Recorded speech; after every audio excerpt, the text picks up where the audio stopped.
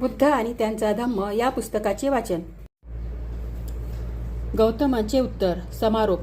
मी सांसारिक कलहामुळे घायाळ झालो आहे आणि शांतीच्या शोधात मी बाहेर पडलो आहे. या दुःखाचा अंत करण्याऐवजी मला या पृथ्वीचे राज्यच नव्हे तर दिव्य लोकांच्याही राजाची अपेक्षा मी करणार नाही. आणि राजन, आपण जे मला सांगत आहात की धर्म, अर्थ आणि काम हेच मनुष्याचे 3 पुरुषार्थ आहेत, व आपण मला हे देखील सांगत आहात की माझ्या मनोकामना म्हणजे दुःख होय.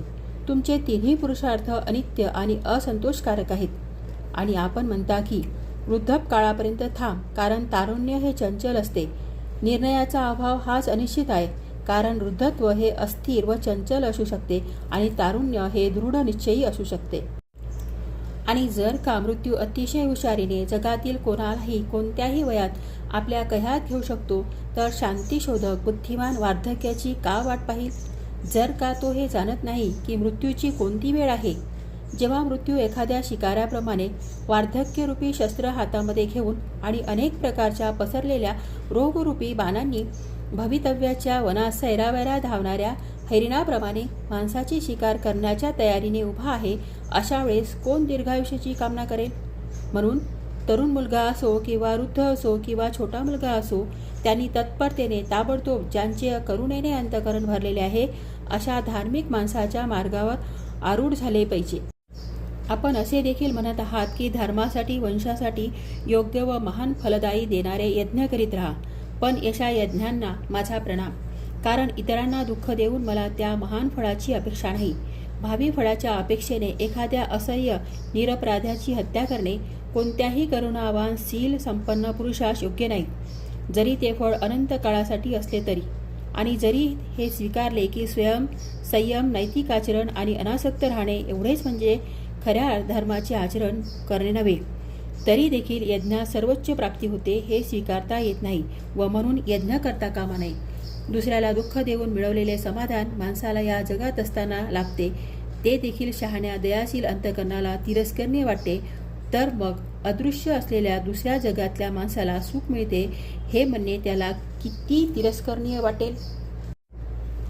भावी फळासाठी कृती करण्याचा मोह मला पडत नाही महाराज. पुढच्या जन्माच्या कल्पनेत माझे मन रमत नाही. असल्या कृती अनिश्चित असतात आणि ढगातून कोसळणाऱ्या पावसाने मारा होत असलेल्या रोपट्याप्रमाणे त्या आपल्या मार्गावर हेलकावे खात असतात. अंतिमतः स्वतः राजाने आपले हात जोडून उत्तर दिले, तुझी इच्छा तू पूर्ण करण्यास माझी हरकत नाही. तुला जे जे काही करायचे आहे ते सिद्धीस गेल्यानंतर मला भेटण्याची कृपा कर. पुन्हा भेटण्याचे निश्चित आश्वासन गौतमाकडून घेतल्यावर राजा आपल्या सेवकासह राजवाड्याकडे परतला. शांततेची बातमी. राजगृहामध्ये गौतमाने बांधलेल्या पर्णकुटीच्या शेजारी 5 परिवाजरक आले व त्यांनी तेथे एक कुटी बांधली. ते 5 परिवाजरक होते कौंडिल्य, अश्वजित, कश्यप, महाणा व भट्टुका. गौतमाचे तेजोमय रूप पाहून ते देखील थक्क झाले आणि त्यांना प्रश्न पडला. आश्चर्य वाटले, कोणत्या कारणामुळे गौतमाने परिव्रजा घेतली असावी.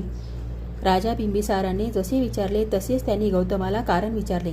आपण का परिव्रजा का घेतली हे त्यांना समजावून सांगण्यावर ते परिव्राजक त्यांना म्हणाले, आम्ही त्याबद्दल ऐकले आहे, परंतु त्यानंतर काय घडले हे तुम्हाला माहीत आहे का? सिद्धार्थाने उत्तर दिले, नाही. त्यांनी पुढे सांगितले, सिद्धार्थाने कपिलवस्तू सोडल्यानंतर शाक्यांनी कोलियांविरुद्ध पुकारलेल्या युद्धास विरोध करून फार मोठी चळवळ उभारली. स्त्री पुरुष मुलामुलींनी हातात झेंडे घेऊन निदर्शने केली, फलक घेतले व घोषणा दिल्या, कोलिय हे आमचे बंधू आहेत. भावाने भावाच्या विरुद्ध लढणे ही चूक आहे. सिद्धार्थ गौतमाचा गृहत्याग, हद्दपरीचा विचार करा. या सर्व निदर्शनाचा परिणाम म्हणून शाक्य संघास या प्रश्नाचा पुनर्विचार करण्याकरता बैठक बोलवावी लागली. यावेळेस कोलियांशी समेट व्हावा या बाजूने बहुमत होते. कोलियांबरोबर शांततेची बोलणी करण्याकरिता 5 शाक्यांची दूत म्हणून निवड करण्याचे शाक्य संघाने ठरविले. कोलियांनी हे ऐकल्यावर त्यांना फार आनंद झाला व त्यांनी देखील शाक्याबरोबर वाटाघाटीकरिता 5 कोलियांची दूत म्हणून निवड केली.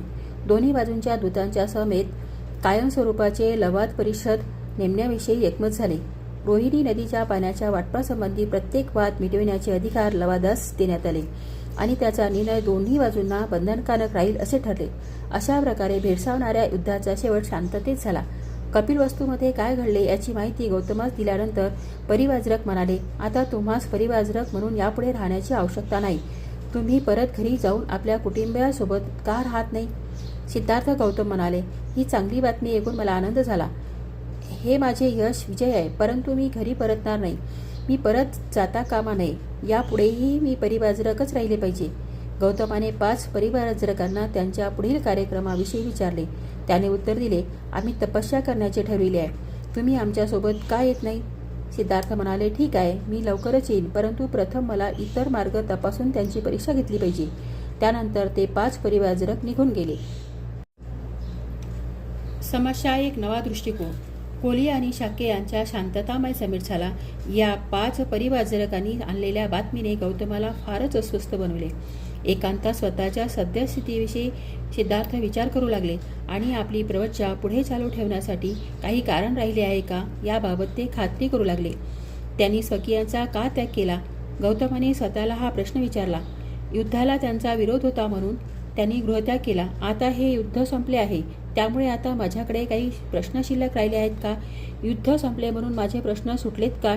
सखोल चिंतन विचारांती त्यांना वाटले, प्रश्न सुटलेला नाही.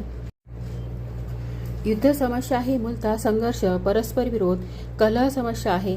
एका मोठ्या समस्येचा तो केवळ एक भाग आहे. हा परस्पर विरोध, संघर्ष, कलह फक्त राजे आणि राष्ट्रे यातच चालू आहे असे नाही, तर वरिष्ठ आणि ब्राह्मण यांच्यात, कुटुंब प्रमुखात, माता आणि पुत्रात, पुत्र आणि माता यांच्यात, पिता आणि पुत्र यांच्यात, बहीण भावांच्यात आणि सहकारी आणि सहकाऱ्यांच्यात सुरू आहे. राष्ट्रातील संघर्ष हा प्रसंगोत्पात असतो, परंतु वर्गातील संघर्ष, वर्ग कलह हा वारंवार, निरंतर, नित्य आणि शाश्वत आहे. वर्ग कलह, संघर्ष हे जगातील दुःख आणि वेदना पीडा यांचे मूळ कारण आहे. युद्धामुळे मी गृहत्याग केला हे जरी खरे असले आणि शाक्य आणि कोहली यांच्यातील युद्ध संपले असले तरी मी घरी जाऊ शकत नाही. मला असे दिसते की माझ्या पुढील समस्येने विशाल विस्तीर्ण रूप धारण केले आहे. सामाजिक संघर्ष, कलह, संघर्ष, परस्पर विरोधाच्या समस्येचे उपाय मला शोधला पाहिजे. जुने पारंपरिक प्रस्थापित तत्वज्ञान या समस्येचे निराकरण करते काय? या सामाजिक संघर्षाच्या, वर्ग कलहाच्या समस्येवर ही तत्वज्ञाने उपाय सुचवितात काय? एखाद्या सामाजिक तत्वज्ञानाचा स्वीकार करणे त्यांना शक्य आहे का? सर्व काही स्वतःच तपासून त्याची परीक्षा घेण्याचा निर्णय सिद्धार्थ गौतमांनी केला.